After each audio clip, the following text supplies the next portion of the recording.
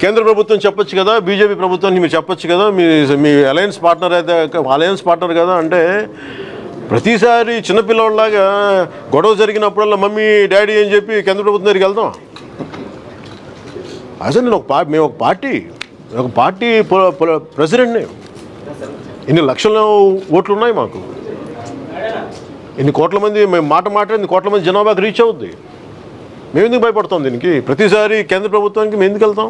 ఇది మా యుద్ధం. ఇది వాళ్ళు చేసే యుద్ధాలు వాళ్ళు చేయొచ్చేమో మాకు తెలియదు, కానీ ఇది మా యుద్ధం. ఇది తెలుగు నేల కోసం చేస్తున్న యుద్ధం. ఇది ఇలాంటి వ్యక్తులు రాజ్యాలు వెళ్తూ ఉంటే ఏం చేస్తాం? మనం ఎవరు మాట్లాడేవాళ్ళు ఎవరు లేరు. 30 మంది ఎంపీలు ఉన్నారు ఉభయ సభల్లో.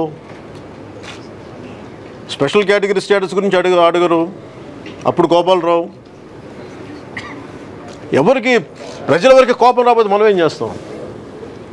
నేను ఒక్కడిని గొంతు చించుకొని స్పెషల్ కేటగిరీ స్టేటస్ అప్పుడు మాట్లాడా. ప్రజల్లో లేని కోపాన్ని నేను ఎక్కడ క్రియేట్ చేయగలను? అలాగే స్టీల్ ఫ్యాక్టరీ ఉంది, వైజాగ్ స్టీల్ ప్లాంట్. దాదాపు 32 మంది అఫీషియల్గా చనిపోయారు. ఇంకా దానిపైన 100 పైగా 180, 182 లెక్క చెప్తారు. అఫీషియల్గా వీళ్ళు గుర్తించి 32. అన్ని ప్రాంతాల నుంచి చచ్చిపోయారే. జగిత్యాల్లో కూడా చనిపోయారు. సాయిరెడ్డి నాతో, హబీబుల్లా, మస్తాన్, పరాంకుశ్ దాస్, నరసింహారావు, ఇలా 32 మంది పైగా అఫీషియల్గా చనిపోయారు.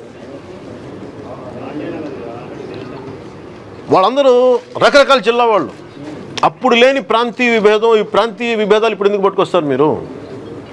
ఆ రోజు వైజాగ్లో స్టీల్ ప్లాంట్ వస్తే ఎక్కడో ఉన్న జగిత్యాలకు ఉద్యోగాలు వస్తాయా? జగిత్యాల ఉన్న యువతకు ఉద్యోగాలు వస్తాయా? వైజాగ్లో స్టీల్ ప్లాంట్ వస్తే చనిపోయిన హబీబుల్లా కుటుంబ సభ్యులకు ఉద్యోగాలు ఇస్తారు? లేదే, మనదనుకొని చేశారు పాపం. అలాంటి ఆలోచన ధోరణి ఉన్న తరం,